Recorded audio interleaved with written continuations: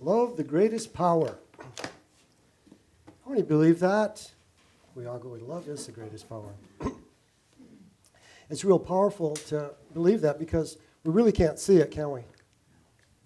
We can see reflections of love maybe, but to see the essence of love, that's where we need our spiritual eyes. We ask that our spiritual eyes be open so that we can see maybe a glimpse or an essence of love. I'd like to start with, this is a poem from Spirit, and it kind of ties in with today, and it's called Finet. French. Swirling mists of living light beckon our return. Too long the journey of a prodigal son. Remember, we are one. All the stories that have been told always seem outside us, seeking for the golden ring. This quest has been man's onus. Seems only when we take a breath, surrendering to the moment, that all the pieces fall in place. Finally, room for grace. Immanent, transcendent, God is ever present. The dreamer and the dream are one. Complete. Another round is done. To begin to look at our life, maybe look at more than one life as rounds and experiences and opportunities and blessings of God's love to be the son, the daughter. Too long the journey of a prodigal son. The prodigal son was kind of reckless and wasteful with all the energy that he had to work with. And he was just experiencing his own unique lessons that he needed to learn that round. And then he one day woke up and said, I'm done with this. I'm ready to go experience Father's love once again. He began his journey home. So all of us have been a prodigal son, a prodigal daughter. Maybe we still are in certain avenues in our life. And that's okay, because the experiences that we receive are exactly and perfectly what we need. And to begin to look at life like that, as rounds of life, as the experiences that we need, maybe to look at life just from a different perspective, with different eyes, with new eyes.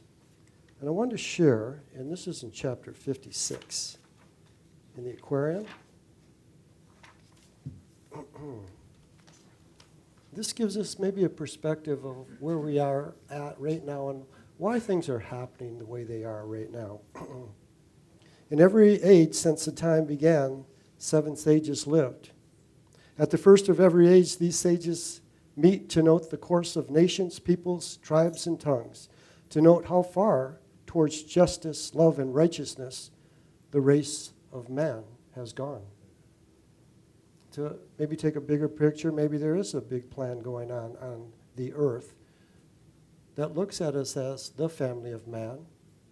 Maybe we speak different languages or look differently, but we all are in that family of man, and to understand that and to realize that there is a plan going on, and we can begin to become aware of it and then maybe come into harmony with it. And so once we begin to look at it like that, we can look how far we've gone in our life. So they get together to discuss this, the 7 sages of the planet. And this is what they said. Mengsti, he was a master from China, arose and said, "The wheel of time has turned once more. The race is on a higher plane of thought." And as we evolve in consciousness, it's even like the universe is in the spiral up. And we are always spiraling up into another level of consciousness, awareness of beingness and who we are. So they were moving into the age of Pisces. We're moving into the age of Aquarius. So it was another lesson, another idea to look at. The garments that our fathers wove have given out, and the cherubim have woven a celestial cloth, have placed it into our hands, and we must make a new garb for man. And so with that new age, maybe we could look at some new precepts, some new ideas, a new direction in which man can go. And so they sat and talked and meditated, and Jesus was with them. He had just passed all his tests in Heliopolis and was getting ready to begin his journey. And so they sat in 7 days in silence. And the sages let it be known what they got, what they should do. And then this is what Jesus had to say. And this is in chapter 60. In taking up the work assigned me to do, I'm full conscious of the perils of the way. The cup will be bitter, one to drink, and human nature may well shrink. But I have lost my will in that holy breath, and so that I may go my way and speak and act and move in holy breath. The words I speak are not my own. They are the words of him whose will I do. Man is not far enough advanced in sacred thought to comprehend the universal church, and the work that God has given me to do is not building this church. I am a model maker sent to make a pattern of the church that is to be, a pattern that the age may comprehend. My task as a model builder lies within my native land, and thereupon the postulate that love is Son of God. I am come to manifest that love. The model church will stand. The sages, and in the unfoldment of consciousness of man, had been working through precepts and rules and order. They'd been moved through structure. And though structure can guide us, it can also limit us. And in evolution, it seemed like the institutions and the ideas that were first presented became lower in frequency to the point of being controlling people. Instead of freeing people, they were controlling people. And so Jesus' precept, so this is what we're going to do. This is my teaching. He didn't set up a religion. The lightning bolt hits the church. The temple is within each of us, the temple of our hearts. Love is Son of God. The love within, our identity, this is who we are. And though we may have been that prodigal son, that prodigal daughter for lifetimes, perhaps the beginning of this new age, we begin to not only become aware of who we are and accept who we are, but to begin to live that. And thoughts are powerful, and actions are powerful, and our words are powerful, but until they are infused with love, they're hollow. And they're finite, ever-changing. So I'll ask a question. Do you think it is possible to enjoy heaven on earth? Yes. No, thank you for nodding in agreement with me. And it's now, like David said in the Divine Dip. We live in the eternal now. We can experience and enjoy heaven on earth. Perhaps heaven really exists where God's love prevails. So as we seek to experience heaven on earth, we have to endeavor in our manifestation to allow love to prevail in our life. Where love prevails, God is an expression. Where love prevails, heaven can be experienced and enjoyed. To begin to experience God's love within, and then begin to experience God's love in the outer.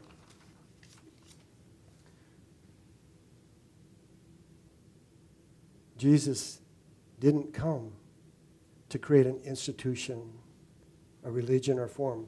Jesus came for man. And that's an interesting concept, because power was an institution, and there was hierarchy. And Jesus came for man. He came for man to reveal how important man's role is in this game of life. a lot of times when we study the Bible and look back in history, and in Jesus' time, we'll say that women and children were just chattel. They were just property. And in Jesus, seeing beyond that structure into the heart of each soul, to see their love, acknowledge that, and then to call it forth. To give man an opportunity to be, to play the part they were born to live. What a wonderful gift.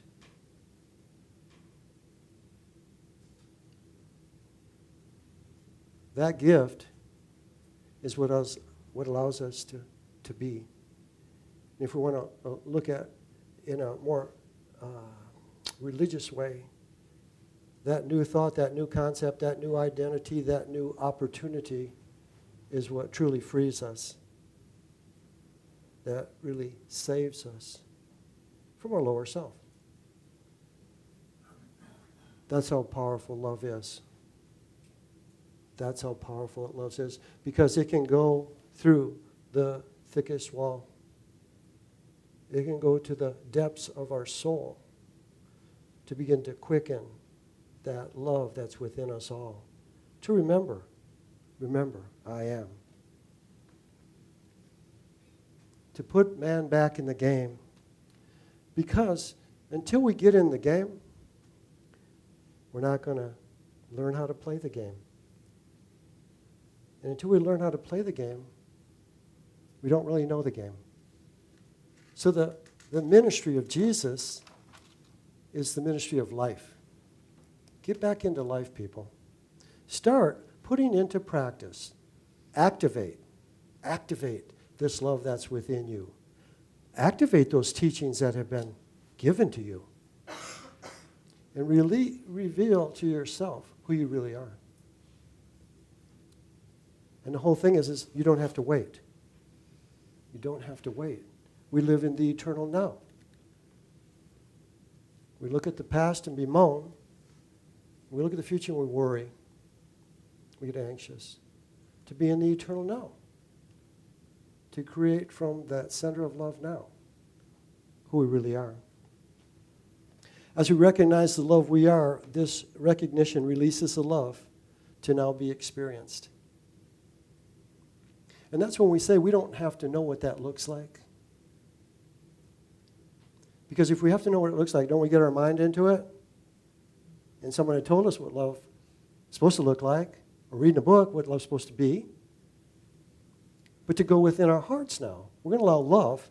I'm going to allow love to be my teacher. I'm going to allow love to be my guide. And then let our life unfold, standing on that precept of God. Love is Son of God. Love is Son of God. And that's what just releases it. The recognition will allow it to begin to quicken a little bit and now begin to flow. And once we begin to just acknowledge it, that's when we start feeling that little movement within our hearts within. That's when we start feeling different. I don't know what's happening, but I'm feeling something. I'm feeling better about myself, maybe. I'm feeling better about my life, my job, someone else. It begins within. Recognizing within is that love, Creator. If we just surrender to that, allow it to flow, watch out. And we all have this capacity. We evolve spiritually when we develop the courage to love. You see? We evolve spiritually when we develop the courage to love. In our world, I don't know the percentage that we are encouraged to love. We're encouraged to get ahead. We're encouraged to control the situation. We're encouraged to be a master. Do you see? We're really encouraged to be in our will. Our ego will. Our lower self. So it takes courage to act this way. To recognize and accept the God in all is one energy. We are one. the law of one. To speak those and to breathe those and to begin to feel it. It takes courage to say, I'm one with the master, saints, prophets, and one with the Christ. It takes courage to say that in the consciousness that the love's within, and that love is going to empower those words. The love within is going to release the energy that it takes us to experience our one with the master, saints, prophets, one with the Christ. It takes courage. Our world believes in duality and separation, where love is oneness and unity. So in this new age, we're seeking to move back into that oneness. We're seeking to move and to see and experience brotherhood. And it's going to take a lot of courage to take the steps guided with love to support the transformation that's happening on planet Earth right now. And we are in the same shoes or sandals, that Jesus was standing in, because the world was changing right then. And he stood, Son of God. And the words I speak are going to be the words of God. Holy Spirit flows through me. The words, actions I take are going to flow as God would have me take. And so to begin to look beyond what was, this is the way it always was, or even to go, this is the way it's going to be. We take ourself, our ego, out of the equation and give room for God to flow, to see, well, what's going to happen? And God, we trust, to really take those words to heart. Because within our heart is that love. You know, when we go through life and we're always looking at the past, we're always looking at the future, perhaps we all have the perfect job right now. Perhaps we all have the perfect relationship right now. Perhaps we are all going through the perfect experience or situation right now. Wow, it takes courage to admit that, doesn't it? I'm not happy. God, how could you do this to me? When it's within us, revealing something we need to see about ourselves. It takes courage to look at that. Well, if we look at it as being right and perfect in divine order, perhaps we're being placed in a situation or experience that God needs to be revealed. And it's not like we have to walk on water. Hey, God's telling me this, so I'm going to show you for real. Love. To be loving in our thought, in our words, and in our actions. See? Like a lot of times, here's a throwaway. We're the hands and feet of God. We'll be the hands and feet of God as long as they serve moi. To really begin to be the hands and feet of God. To have the eyes of God to see the God within each heart. When you hug somebody or touch somebody, breathe and allow your love to go to them. Instead of, take a moment. Let it sink in. It takes courage to accept that we're in the right and perfect place for God, not for us. And then as soon as we do that, here's the secret. We're done. We can move on. You see? The moment that we take a breath, the pieces fall into place. We see it. We see that we're the dreamer and we're the dream. Fine. Then the next word, next. What's next? What blessing, what joy, what adventure do I want to experience? It takes courage to let go. Because in our misguided thoughts about security and safety, we separate from love and we separate from life.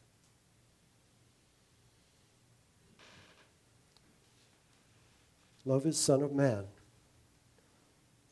And Jesus said, that's just what I'm going to go do. I'm going to show my brothers and sisters how you can live.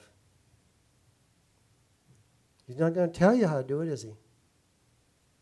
That's why me and Cindy, we get off on some crazy talk sometimes.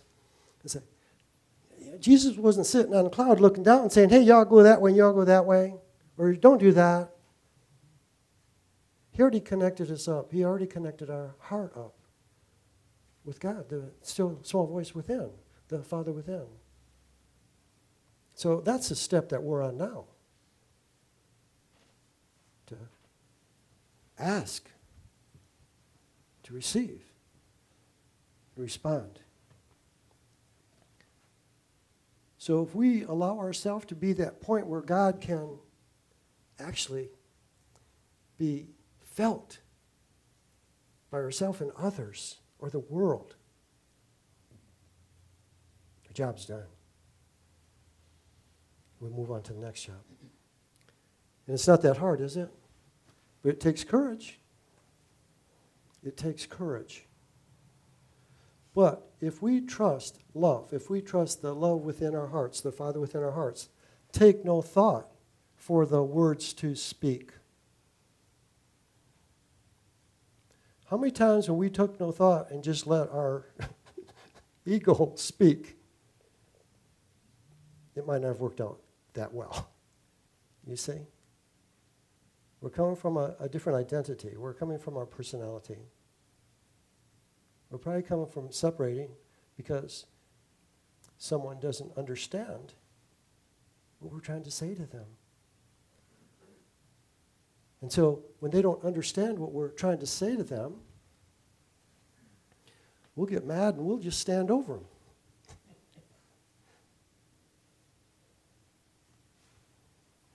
That paradigm is over. The new paradigm is to understand and connect with the love that's within my heart, connect with the love that's within another's heart, and allow the dialogue to begin. Allow that dialogue to begin. See, to be willing to keep our heart open to the truth, I am, no matter what's going on around us. To be grounded. You know, in the changing times we live in right now, a lot of people are questioning, fear pushes them a little bit and everything. And we'll be talking with them. The only thing I really share with people, I says, it is very important to just be grounded at this moment in time. Be grounded. Meditate. Connect with God. You can walk through the storms. Because they're not that big a deal. So when we depend on God, it really means that we're depending on love. And isn't God the most powerful energy? I.e., isn't love the most powerful energy? Can we trust God? Can we trust love? When we think with love, we're co-creating with God. When we think with love, we're co-creating with God. If our thoughts aren't infused with love, if our words aren't infused with love, our actions aren't infused with love, it's not surrendering to the will of God. So when we think with love, we're co-creating with God. Here's courage. Love in your mind produces love in your life. Love in your mind produces love in your life. Heaven. Good? See, you can create heaven.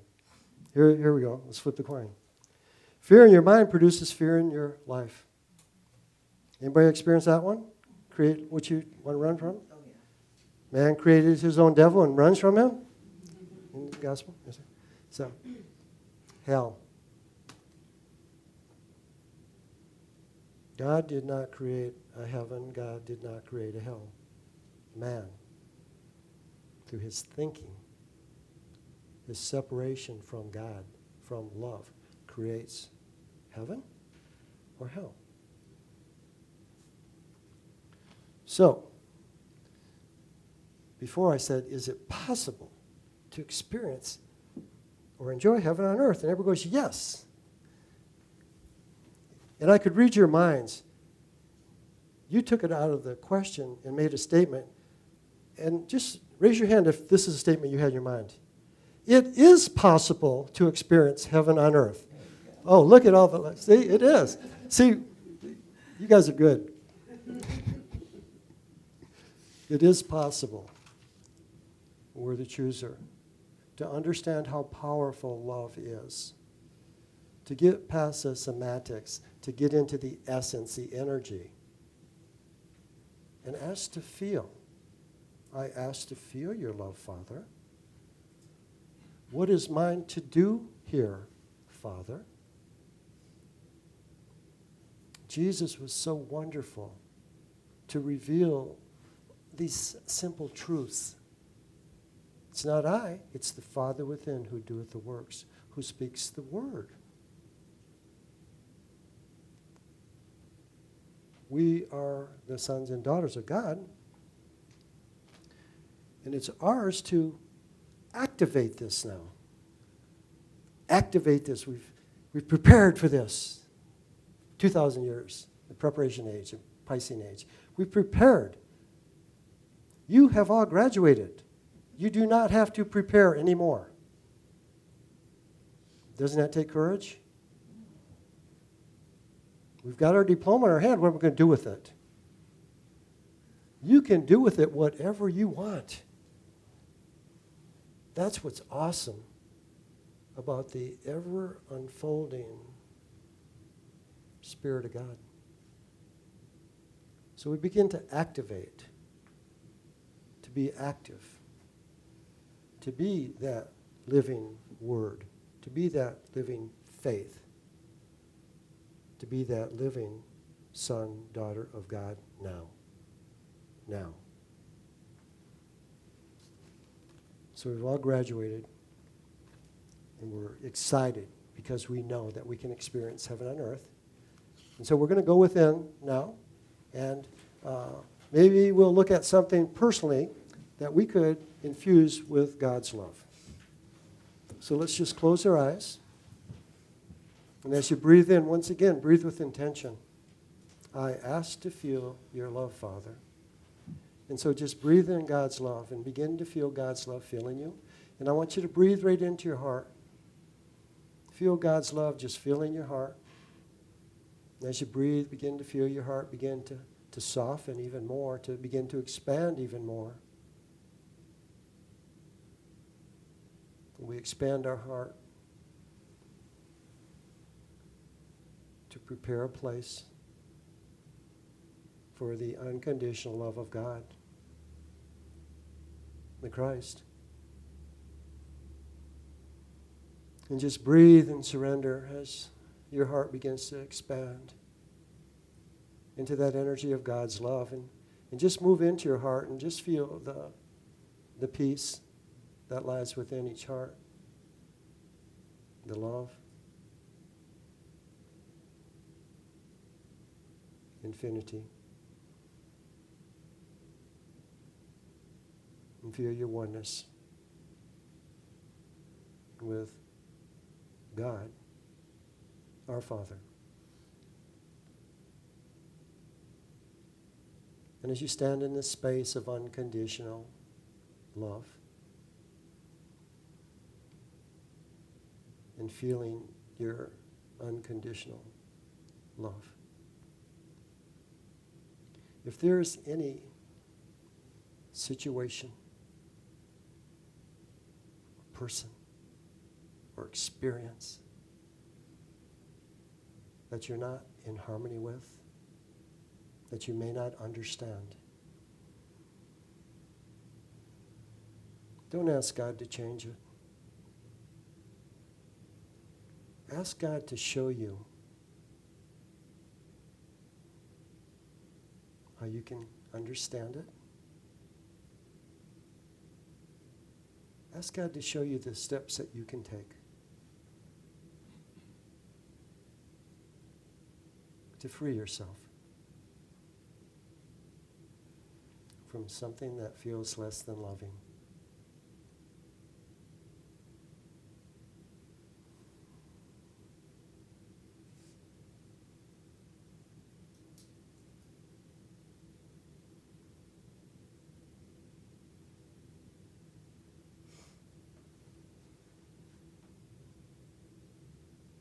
And as you breathe and receive,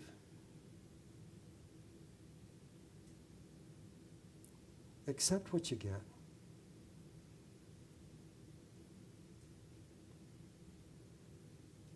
And then ask God for the strength to activate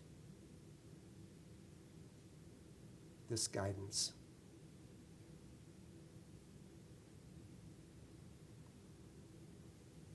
Just breathe and feel.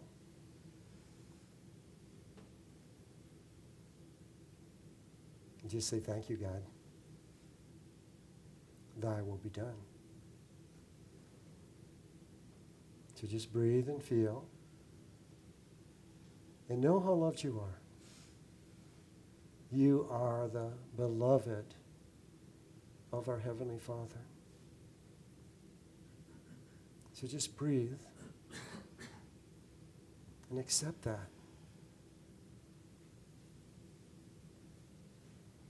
Breathe and be that. Love made manifest.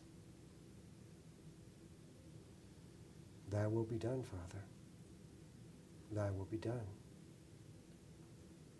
Take a breath. Feel your consciousness back in your physical body.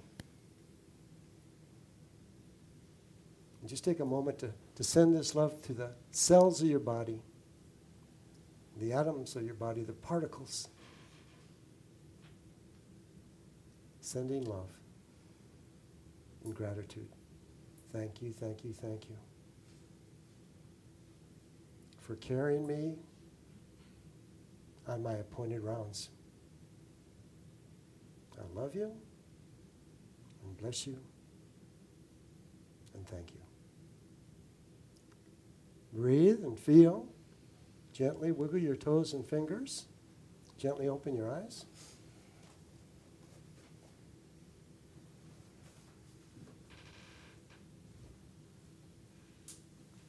We know the love that resides within our heart. God's love, the most powerful energy. And in our life, when we have a question, to go within our heart and to ask. Go within your heart and ask. And then as you ask, be receptive. Be receptive to what you get.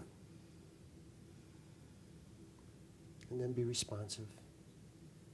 To take the action steps, to activate the love which allows beingness.